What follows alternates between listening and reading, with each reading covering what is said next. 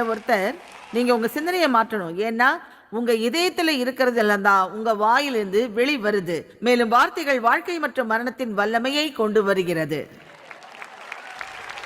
இதை ஒண்ணா இணைக்கிறது அவ்வளவு கஷ்டமே இல்லை. மலையை பத்தி பேசுங்கன்னு பைபிள் சொல்லல, அது மலையுடன் பேசுங்கன்னு சொல்லுது. இப்ப நான் என்ன சொல்றேன்றது புரிஞ்சுக்கிற ஒருத்தர்ட்ட நான் பேச போறேன்.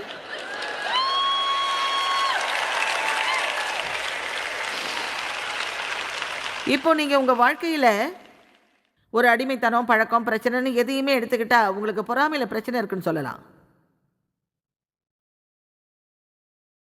இல்ல உங்களுக்கு பொறாமை, இல்ல பெருமை, இல்ல என் கூட ஒரு சிக்கல் இருக்குன்னு வச்சுக்கோங்க. பல பிரச்சனைகள் இருக்கு. எல்லாத்தையும் நாம ஒருபோதும் கணக்கிட முடியாது. ஆனா உங்க பிரச்சனை எதுவா இருந்தாலும் அந்த பகுதிக்கு மருந்து போன்ற வார்த்தைய எடுத்துக்கோங்க. எனக்கு தலைவலி இருந்தா தலையில பேண்டேட் போட மாட்டேன். என்ன நானே வெட்டிக்கிட்டா அதுக்கு போய் நான் ஆஸ்பிரின் போட மாட்டேன். நம்ம உடல் நலனுக்காக எந்த வகையான மருத்துவம் எடுக்கணுங்கிறத நம்ம நல்லா